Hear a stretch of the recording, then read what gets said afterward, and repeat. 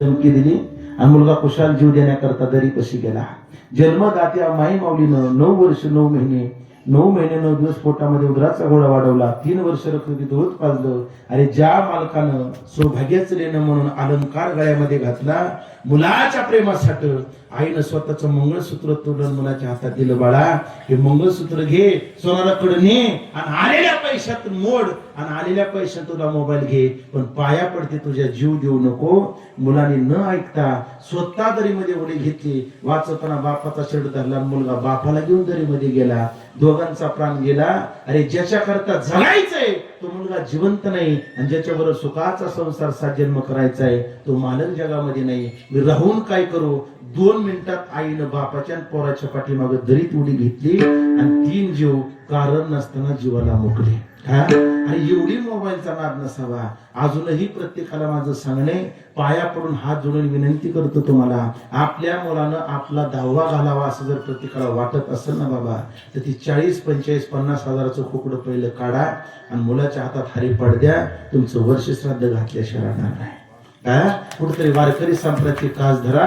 महाराज सांगतात, तरुणा भाग्यवंत नटी हरी कीर्तनी. तरुण माणसांची परमार्थामध्ये गरज आहे. आता मुलं एवढी वायाला गेली पण 100त अशीही काय 80% मुले अजूनही आई बापाच्या पायाचं दर्शन घेतल्याशिवाय घराच्या बाहेर पडत नाही. धन्य त्याची माता, धन्य त्याचा पिता. कोणी कन्या पुत्र होती जे सात्विक, तयाच हरिक वाटे देवा. अरे एकीकडं पाहिलं तर अशीही संख्या आहे, पण दुसरीकडं पाहिलं तर 2-2 वर्ष जन्मदात्या बापाशी मुलं बोलत नाही. अशी नादान मुलं जन्माला आलेली तोच आपला महाराष्ट्र आहे.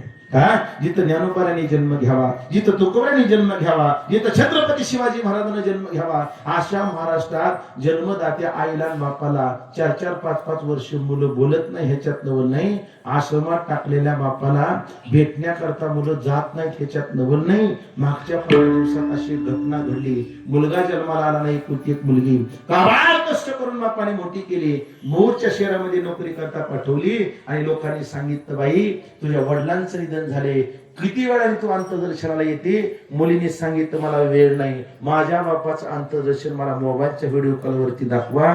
एवढी माणसांची मनगट ह्या मोबाईलने केली. बाबा वापर चांगला आहे तेवढा, दुपटीनं वाईट आहे. किती पद्धतीने वापर करायचा हे ज्याच्या त्याच्या मनाने ठरवलं पाहिजे.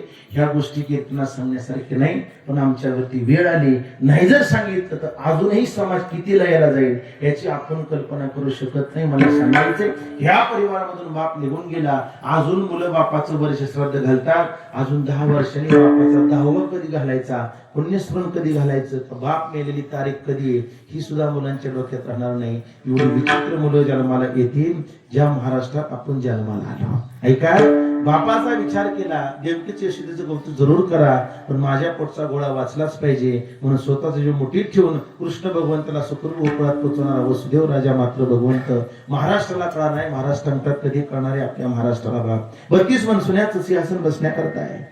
सोन्याचा मुकुट डोक्यावरती आला, रेतीचा जाणता राजा झाला. आई साहेबांनी पाहिलं, शिवा लढण्याकरता नाही, लढण्याकरता तुम्हाला ह्या गादीवरती बसवलं. मग डोळ्यात असू येण्याचं कारण का? शिवबाने दिलेलं वाक्य फक्त घरी घेऊन जा. शिवबा मासाहेब जिजाऊला सांगतो, आई साहेब 32 मन सोन्याचा बसण्याकरता आहे. सोन्याचा मुकुट डोक्यावरती आलेला आहे. माझ्या रयतीने जाणता राजा म्हणून मला निवड करून गादीवरती बसवलं, पण हा सगळा सुख सोळा पाण्याकरता तुमच्या कपाळाचं कुंकू जिवंत असतं. माझा बाप जिवंत असता तर मला जास्त आनंद झाला असता. याला म्हणायचं बाप. महाराज सांगतात, कधी करणारे आपल्या महाराष्ट्राला बाप. अरे राम वनवासाला गेला, 14 वर्ष राम नावाच्या नावानं रडणारी 14 वर्ष कौशल्या माता महाराष्ट्रानं पाहिली. पण पोलगा वनवासाला गेल्या 6व्या दिवशी राम राम नामाचा जप करून प्रात्याग करणारा दशरथ राजा महाराष्ट्राने पाहिला नाही. महाराज सांगतात, कधी करणारे आपल्या महाराष्ट्राला बाप. अरे जागा नावावरती करून दिली नाही म्हणून लातूर सारख्या जिल्ह्यामध्ये नारळ पाण्यामध्ये विष घातलं आणि आई बापाला मुलाला मारण्याचा प्रयत्न करणारी मुलं अजूनही महाराष्ट्रात आहे. का जिवंतपणे नगर जिल्ह्यात एका मुलानं आईला सांभाळणं होत नाही म्हणून माशामीत ठेवलं. कर्जत तालुक्यात जिवंतपणे आईच्या डोक्यात कोयता घातला आणि 2 डोक्याचे भाग केले. आपण इंदापूर तालुक्यात राहणारे आमच्या बिगवड गावात घडलेली घटना आहे बाबा. आईनं फक्त मोबाईल हातामधून काढला आणि 12वीची परीक्षा जवळ आली. फक्त अभ्यास कर म्हणून फक्त एक कानाखाली दिली. क्षणात मुलानं आईचं नरड दाबलं आणि आईला गळफास देऊन आईचा जीव घेतला. बापाला कळू नये म्हणून मुलाने फास घ्यायला लावला आणि पुन्हा पंख्याला टांगलं आणि दोरी खाली ओढली, स्टूल काढला आणि बापाला सांगितलं, बाबा माझ्या आईनं आत्महत्या केली. अरे अशी मुलं जन्माला येण्यापेक्षा ती आई वाज राहिलेली बरी. का नकोय अशी मुलं जन्माला घालायची? ते एकच घाल, ज्ञानोबाऱ्यांसारखा 22 वर्षी जगाचा आई झाला.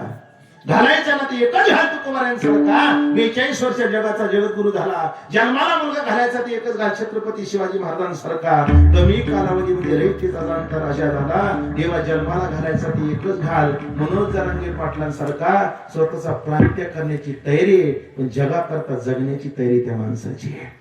मुलगी जन्माला घालायची ना, कन्या तरी ऐशी दे, मीरा जैसी मुक्ताबाई द्यायची तर अहिल्याबाई सारखी दे, मासाहेब जिजाबा सारखी दे. अरे मीराबाई मुक्ताबाई बहिणाबाई सारखी, संत सुख सारखी मुलगी जन्माला घाल. अरे स्वतःच्या तोंडाला रुमाल बांधून दुसऱ्याच्या गाडीवरती पडून जाणाऱ्या मुली जन्माला घालण्यापेक्षा देवा ती आई वांज राहिलेली बरी आहे. नकोय तशी मुलं. का जी आई बापाला सांभाळत नाहीत ना, त्या मुलांनी तोंडाला मास्क लावून रुमाल लावून हिंडायचं नाही. त्या मुलांनी गावामध्ये तोंड काढत हिंडायचं. का जो मुलगा आई बापाला सांभाळत नाही त्या माणसाला गावात मोकळ्या तोंडाने फिरण्याची आपली लायकी नाही. का आणि एका खोलीत 4 मुलांना आई बाप कसे बसे समजून संसार केला. आज मोठे झाल्या 4 मुलांची 4 बंगले आहेत आणि 4 मुलांच्या बंगल्यामध्ये आई बापाला राहण्याकरता एकही खोली नाही. की आई बापाचं असणारं दुःख आहे, सांगण्याकरता दुःख आहे. घड्याळ आपल्याला थांबण्याकरता तयार नाही. जाता जाता एक वाक्य सांगून जाईन. महाराज सांगतात भगवंताची पूजा करून आई बाप कधीच भेटत नाही.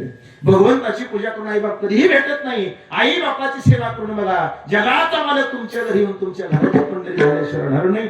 जाता जाता एक वाक्य सांगून नाही. रात्री मी सहज फेसबुकवरती एक लेख वाचला. लेख असा होता, एका मुलीने मुलाला प्रश्न केला, दादा आई बापाला सांभाळण्याविषयी तुझं काय म्हणणं आहे?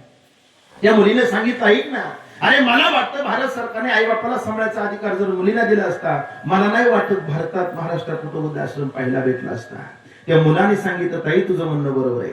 तुला वाटतं भारत सरकारने आई बापाला सांभाळायचा अधिकार जर मुलींना दिला असता, तुला नाही वाटत महाराष्ट्रात कुठं वृद्धाश्रम पाहायला भेटला असता? मग त्या मुलाने दिलेलं उत्तर फक्त महिला बघून तुम्ही घरी घेऊन जा, आता कीर्तन विसरला तरी चालेल. तो मुलगा त्या मुलीला सांगतो, ताई तू उद्या मोठी होशील, तुझं लग्न होईल, लग्न झाल्यानंतर तू दुसऱ्याच्या घरी नांदायला जाणार आहे. ज्या घरामध्ये नांदायला जाते त्या घरात तुझे सासू सासरे असतात ताई. त्या सासू सासऱ्याचा तू आई बापाच्या अंतकरणाने जर सांभाळ केला ना, महाराष्ट्रात काय घेऊन बसली, अख्ख्या भारतात वृद्धाश्रम पाहायला सुद्धा भेटला नसता. का नसता भेटला? अरे आई बापाला सांभाळत नाही, फक्त आमच्या मुलाची चूक नाही, त्या घरात आमच्या ताई नांदायला गेली त्या ताईची सुद्धा चूक आहे. महिला भगिनी तुम्हाला तुमच्या मालकाची शपथ आहे, फक्त खरं उत्तर द्या. तुमच्या आई बापानं तुमच्या भाऊ भाऊजेला फुलासारखं सांभाळावं असं वाटतं ना? खोटं बोलू नका, तुम्हाला मालकाची शपथ आहे. प्रत्येकाला वाटतं आमच्या आई बापाला आमच्या भाऊ भाऊजेने फुलासारखं सांभाळावं, बरोबर आहे? तुम्हाला असं वाटतं, मग तुम्हाला जर तुमच्या आई बापाला तुमच्या भाऊ भाऊजेने फुलासारखं सांभाळावं असं जर वाटत असेल, तर आम्ही आमच्या आई बापाला तुम्ही फुलासारखं सांभाळावं असं आम्हाला वाटणं काय गैर आहे का? नाही ना. का सांभाळण्याकरता दोन्ही बाजूने तेवढाच गुण असावा लागतो, तेव्हा कुठेतरी अंतकरणापासून सेवा घडते. झालेली सेवा पंढरी स्मृता पडवण्याच्या चरणावरती समर्पित. आमचे संतोष दादा आहे, सोमनाथ दादा आहे.